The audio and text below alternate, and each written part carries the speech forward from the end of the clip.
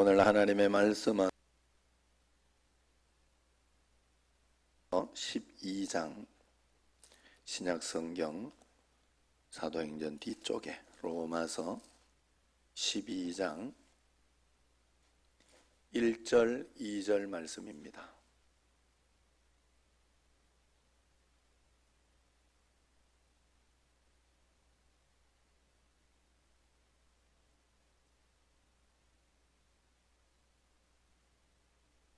같이 우리 한 목소리로 같이 한번 봉독하겠습니다.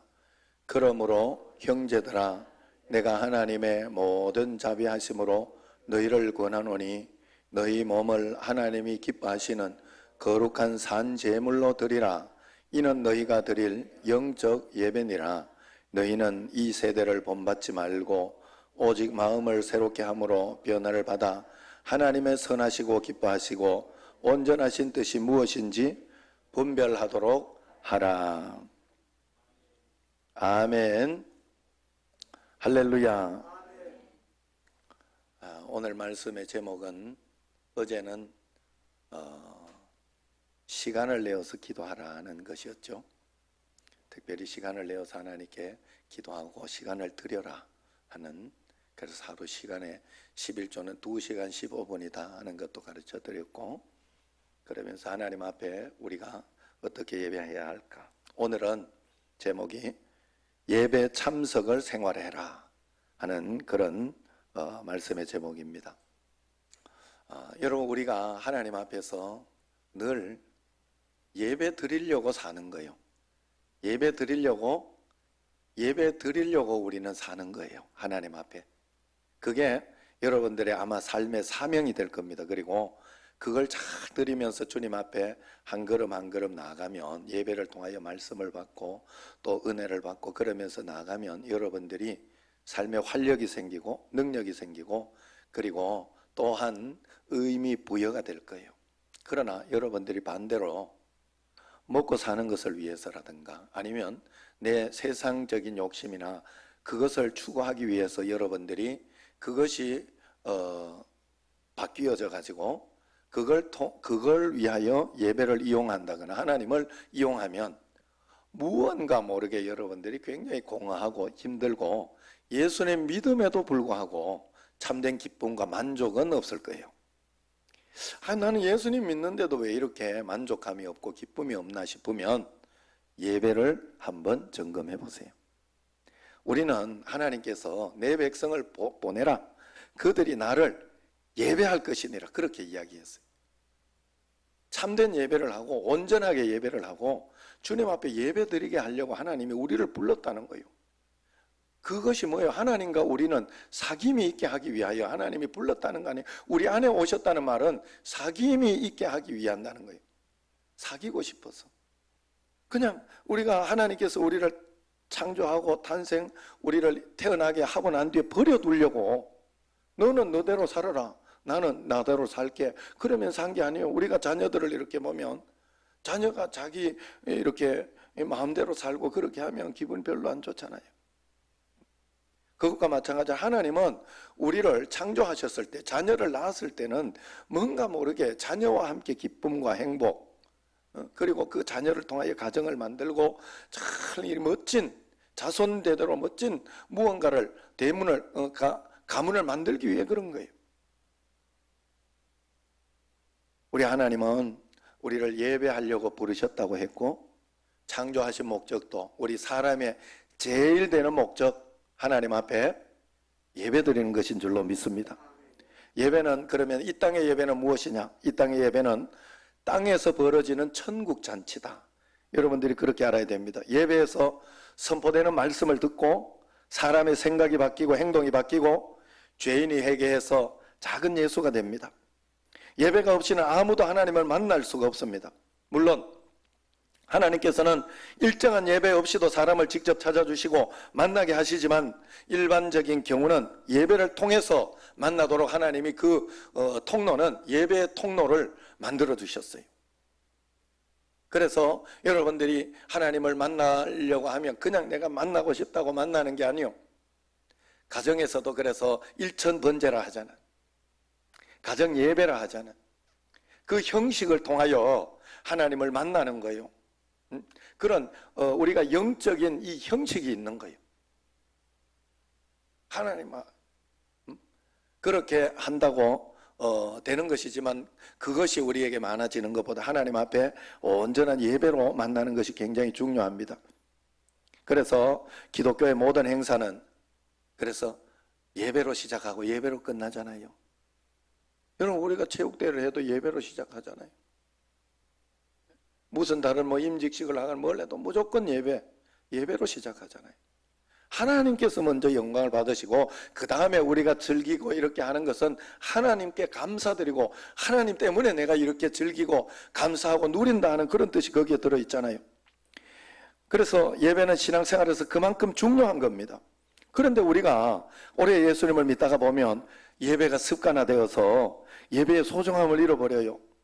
이번에 코로나를 통해서 우리는 이것을 절실히 느꼈습니다. 우리가 지금 드리는 이 예배가 그냥 드리는 예배가 아니구나 하는 걸 여러분들이 알고 어느 날부터 또 이렇게 예배 드리다가 보면 눈을 감고 예배 드릴 수 있어요. 이 소중한 예배를 그렇게 드리면 안 돼. 하나님 앞에 온전하게 드려야 되겠다. 하나님 영광 받아주시고 내가 이렇게 예배 드리는 자체로 하나님 영광 받으신다고 그리고 또 하나님 말씀을 주시옵소서 하는 마음으로 절실하게 드려야 할 줄로 믿습니다.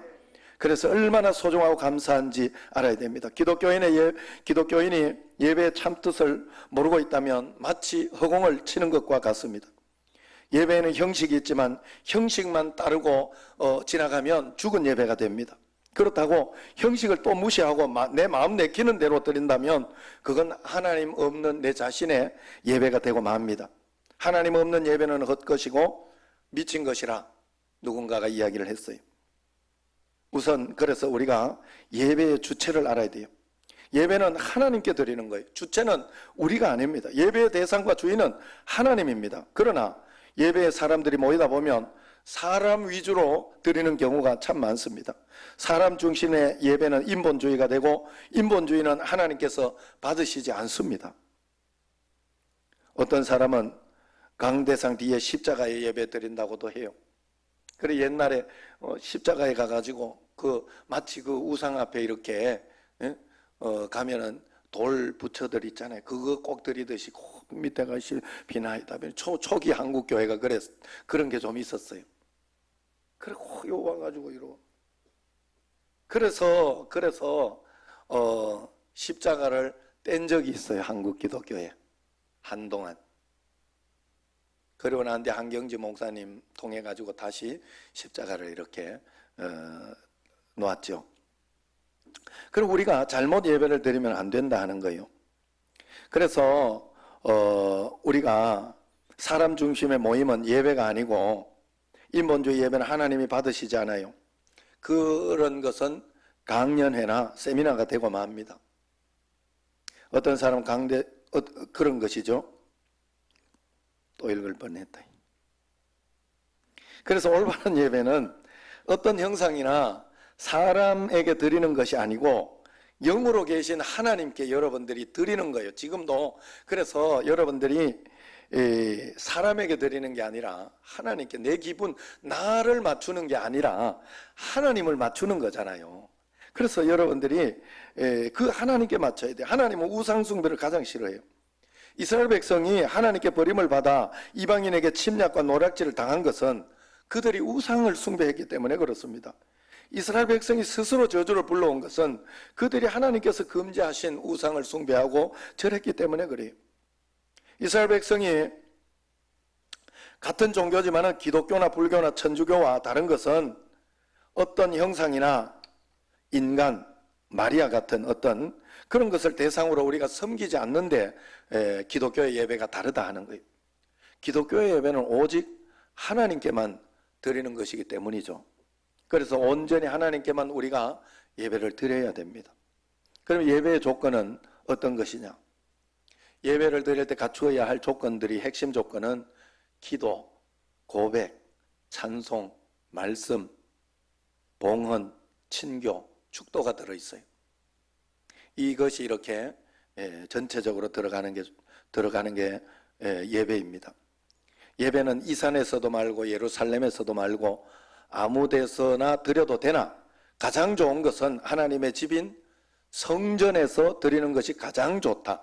가장 좋다 그랬어요. 어디에서나 우리가 가정에서도 예배 드리고 드리잖아요. 어디에서 드려도 되나?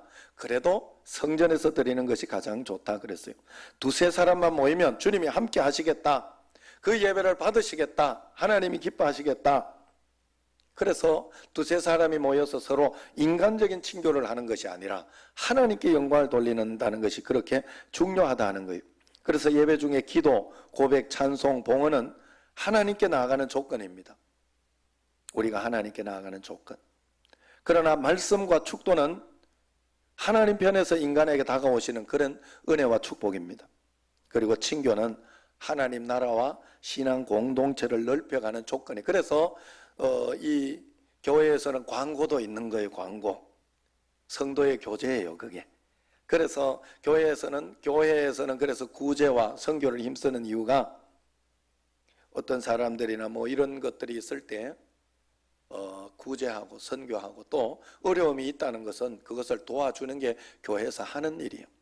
무엇을 바라고 하는 것이 아니라 그게 하나님께서 기뻐하시는 예배, 그것도 예배 중에 일종의 하나, 예배 가운데 하나다 하는 것이죠. 이것이 신앙 공동체를 넓혀가는 그런 조건입니다. 이 세 가지 조건이 융합되어야 하나님이 받으시는 예배가 된다 하는 거예요. 그래서 구역 예배를 드릴 때에도 거기에서 친교가 일어나는 거죠. 구역 식구들 하나하나 어려운 일은 없나 물어보고 내가 기도해 줄게. 또 다른 사람이 있으면 기도해 주고 어려운 일이 있으면 도와주고 그렇게 하는 것이 바로 예배의 참된 조건입니다. 우리가 하나님께 드리는 영적 예배는 우리의 몸을 하나님께서 기뻐하시는 거룩한 산제사로 드리는 거예요. 하나님께서 기뻐하시는 거룩한 산제사는 거듭난 삶으로 하나님을 기쁘시게 하고 영광을 돌리는 것입니다. 초대교회 당시의 산제사는 생소한 말이었어요. 왜냐하면 당시의 예물은 항상 죽은 것이었기 때문이죠. 제사장이 하나님께 제사를 드릴 때 동물을 데려다가 동물에게 손을 얹고 자기 죄를 또 이렇게 자기 사람에게 손을 얹고 자기 죄를 고백하게 함으로 그 모든 죄가 동물에게 전가된다고 생각했습니다. 그래서 제사장 앞에서 그 죄를 고백해야 돼요. 그러면 전가시키는 거예요. 그 전통이 사실은 저기에 나오는 거잖아요. 천주교에서 처음에 이렇게 할 때 고해성사 하는 거, 전가시키는 거예요. 그래서 그걸 가지고 선포를 해주는 거예요. 다 내 죄는 예수 그리스도 십자가 보혈로 다 용서함 받았다. 그래서 이 형식이에요. 여러분, 예배가 그렇게 들어가는 거예요. 그래서 그렇게 했어요. 그래서 그 동물은 죄를 대신해서 나의 죄를 대신해서 죽음을 당해야 했죠. 이와 같이 구약의 관습에 따라 하나님께 드려지는 모든 제사는 동물을 죽여서 동물의 피로서 드려진 죽은 제사였어요. 그러나 이 사도 바울은 오늘 우리에게 산제물을 드려라, 산제사를 드려라 그랬어요. 산제사는 죽은 동물이 아니라 살아있는 나의 몸을 제단 위에 올려서 드리라 하는 그런 뜻입니다. 그 이유는 단번에 십자가에서 우리 죄를 대신하여 죽으신 예수님 때문입니다.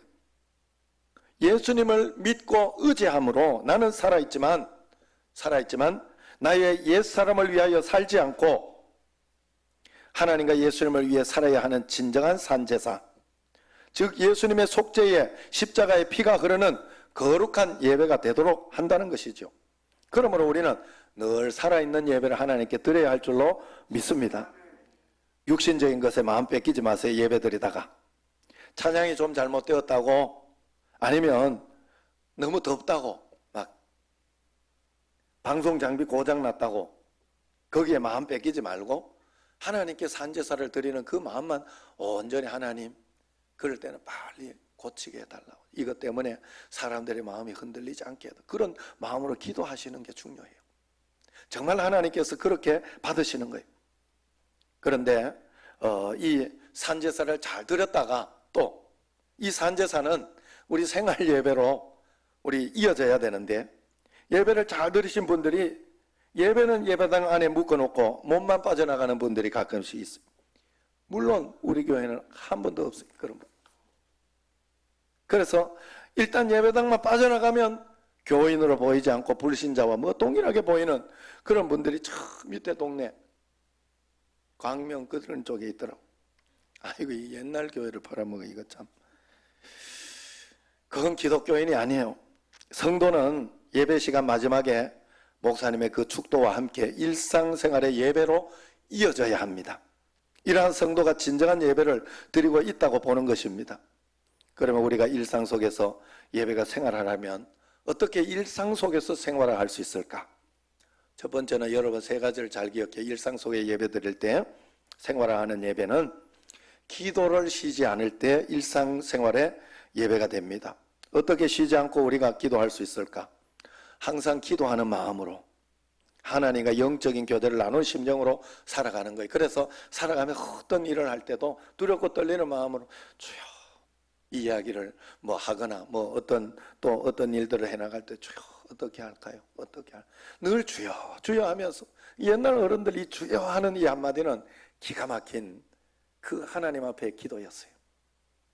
그러면서 주여 이런 것들을 어떻게 지금 불안합니다. 걱정됩니다. 그런 마음으로 주님 앞에 늘 기도하며 살아가면 그것이 하나님 앞에 살아있는 예배가 될 수 있어요. 주님께서는 늘 기도하셨고 주님의 제자들도 기도했습니다. 참으로 기도하는 성도는 예배를 생활하고 하나님과 늘 동행할 수 있습니다. 어떤 청년이 아르바이트가 있었는데 예배가 드리고 싶어서 영상으로 틀어놓고 귀에만 꽂고 이렇게 예배를 드렸다고 해요. 드렸는데 그 예배를 드리고 있으니까 사람들이 막 짜증스럽게 하고 막 주문하고 이랬는데 막 신경질적으로 이렇게 했는데 신경질을 내다가 가만히 내가 예배를 지금 드리고 있으면서 이 예배를 드리고 있으면서 내가 이 짜증을 내도 되나 하는 그런 마음이 들어서 참게 되더라는 거예요. 참게 되고 한 번 더 참게 되고 그러면서 이렇게 하더라.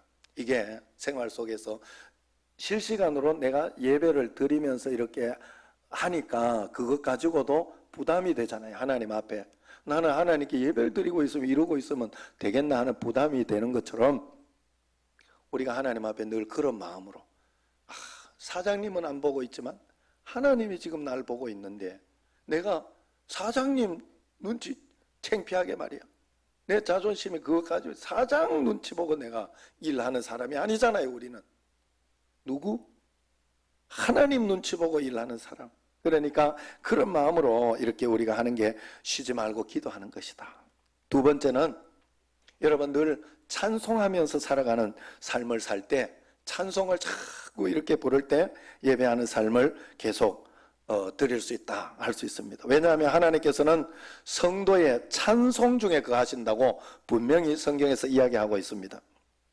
그렇기 때문에 우리가 진정으로 찬송을 하며 주님을 바라볼 때 성령 충만한 역사가 있습니다. 그리고 감사한 것은 찬송은 여러분들에게 늘 이야기했지만 한편의 간증이잖아요. 그렇기 때문에 한편에 그 한 사람의 인생이 들어있으면서 찬송 중에 설교가 한편 들어있는 거예요. 사실. 그래서 여러분들이 감동되는 찬송을 자꾸 흥얼거리면서 부르고 듣고 요즘 핸드폰이 얼마나 잘 돼 있습니까? 자꾸 다른 거 듣지 말고 찬송을 들으시면 좋습니다. 그렇게 할 때 하나님께서 기뻐하시고 성령 충만한 역사가 우리에게 일어나는 줄로 믿습니다. 성도는 희로애락간에 찬송을 멈추지 않으면 하나님께서 기뻐하시고 언제나 동행하시고 은혜와 축복을 베풀어 준다는 사실을 알아야 됩니다. 그래서 찬양을 듣고 찬송을 생활하시기 바랍니다. 세 번째는 예배가 생활되려고 하면 성령 충만한 삶을 성령 충만하게 생활을 해야 돼요. 초대교회 성도들은 핍박과 위협이 상존해 있었지만은 모여서 기도하고 성령의 충만함을 받았습니다. 마치 지금 상황과 비슷해요.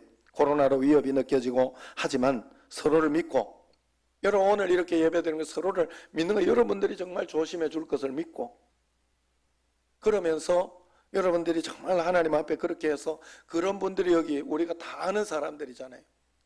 이렇게 이제는 뭐 신천지 핑계도 못 대잖아요. 그렇기 때문에 여러분들이 정말 내 자식이 좀 농띠다 이러 싶으면 주의하시고 한번 물어보세요. 너 솔직히 이야기해라.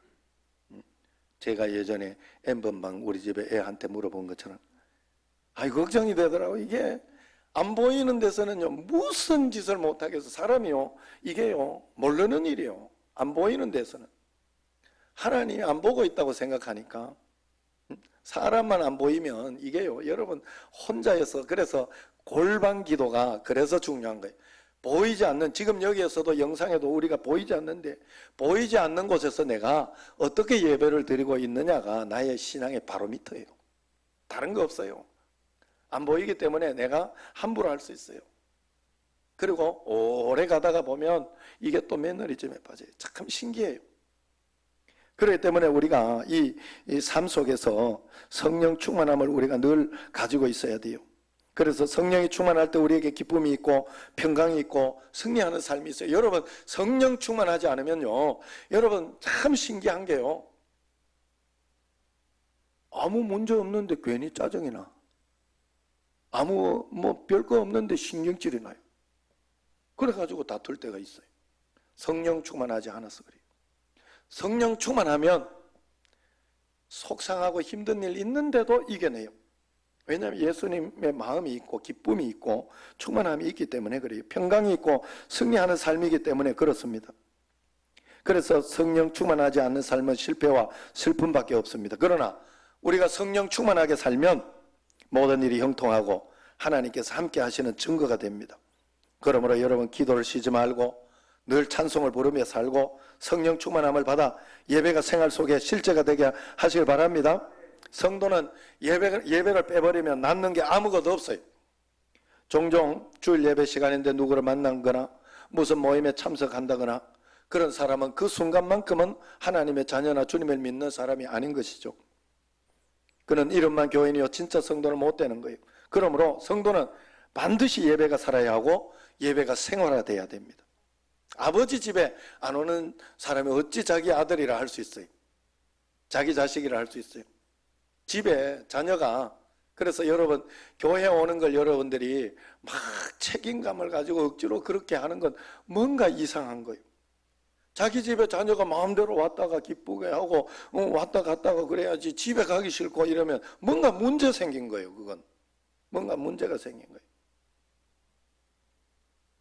그래서 교회에 이렇게 나오는 게 일상생활에 그냥 내 삶 속에 하나 집에 가가지고 내가 왔다 갔다 하면서 집에 부모님하고 밥 먹고 이렇게 하는 그것이 당연한 것처럼 거기가 기본 나의 틀을 삼아가지고 내 인생이 되어지는 것처럼 여러분 교회가 여러분의 영적인 삶의 터가 되어서 즐거운 마음으로 기쁜 마음으로 여러분이 활용하고 이용하고 그냥 당연히 내 삶 속에 수요일 예배 3일 저녁 기도해 새벽 기도해 이렇게 이런 것은 내 삶 속에 일상으로 내가 접어놓는 내가 들어가는 그런 여러분의 삶이 되어야 돼요. 어떻게 그렇게 사냐? 아니에요. 그래도 여러분 할 건 다 해요. 다 합니다. 걱정하지 마세요. 특별히 어디 갈 때 있으면 그럴 때는 이렇게 접으면서 어디 가가지고 다른 데 가서 그저 저녁에나 이럴 때 이렇게 여행을 가거나 그럼 그렇게 하잖아요. 그러니 평상시에 여러분들이 이 교회 오고 교회에서 생활하는 거를 이상하게 생각하면 안 돼요. 당연한 거예요. 당연한 거예요. 그래서 생활해야 됩니다. 생활을 하면 어떤 축복을 받느냐? 세 가지가 있습니다. 첫 번째가 예배가 생활하면 하나님의 축복을 받는다 그랬어요. 사람의 축복이 아니라 하나님의 축복. 하나님께서 모세에게 십계명을 주시고 제단을 쌓고 하목제 예배를 드리면 그곳에 임하셔서 크신 축복을 내리겠다 했습니다. 그러므로 목회자나 성도는 최후로 이 세상을 떠날 때가 예배를 드리는 순간이기를 기도하고 바라야 돼요. 이에서 더 기쁘고 큰 축복이 없기 때문에 그렇습니다. 내가 가정에 누워있다가도 누워서 이렇게 만약에 떠나간다고 해도 가정에서 예배를 드려주고 있을 때 내가 조용히 간다면 얼마나 좋을까. 우리 외할머니가 그렇게 돌아가신 것 중에 우리 어머니 이렇게 품에서 어머니가 기도하고 찬송 부르고 그러다가 돌아가셨대요.